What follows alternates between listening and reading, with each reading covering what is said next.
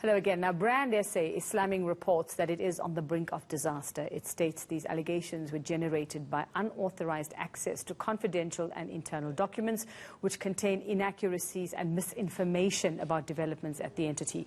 Board member Sisanda and Nkoala joining us this morning to explain what exactly is going on. Sisanda, good morning.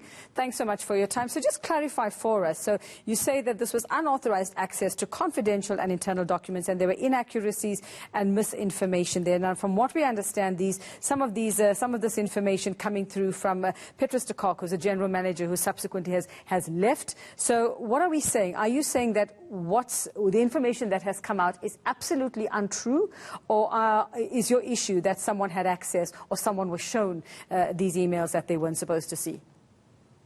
It's both, Uveka. Thank you very much for the opportunity. So the information is inaccurate and the information was not supposed to be released.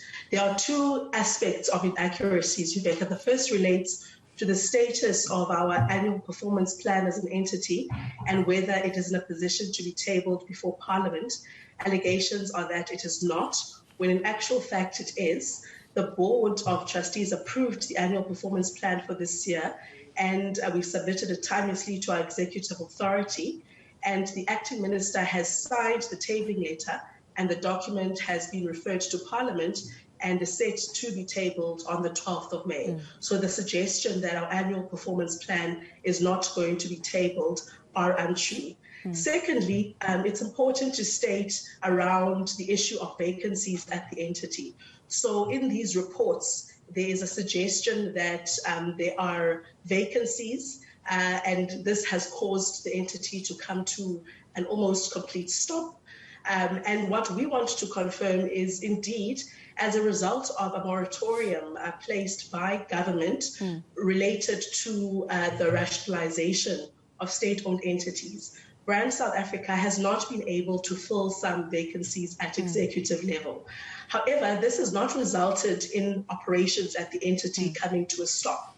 We have internal managers who have been working on a rotational basis to fill these vacancies, and operations have been continuing to the extent that in Q4 of 2020, we managed to achieve 92% of our targets. So while we are constrained because the moratorium really has stretched us, indeed, we only have one full-time executive member, and the rest are in acting positions.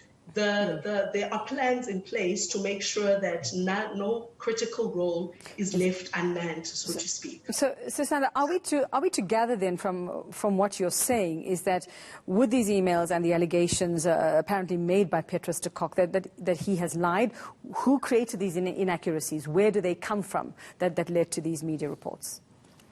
Look, I can't speculate on that, Uveka, but what I can say is that these allegations have taken situations that are unusual, to say the least, but stretched them so as to create an impression of crisis and chaos. Of course, if you by see whom, on paper, though, Sisanda? Is it Mr. de Kock that we're talking about? Because he was resigned. Obviously, somebody who's unhappy. Is it him when we talk about somebody creating the situation?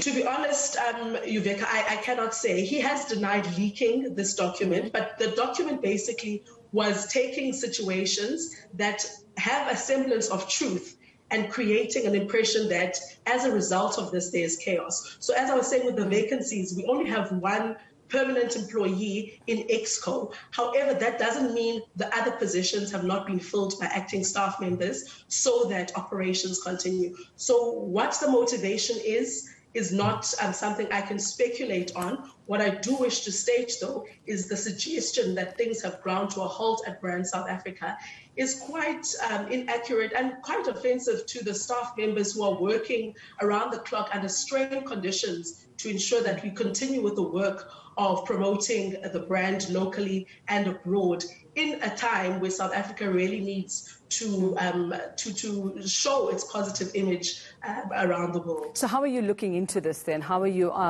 you investigating this any further, or have you just said your piece now and sort of Brand SA continues?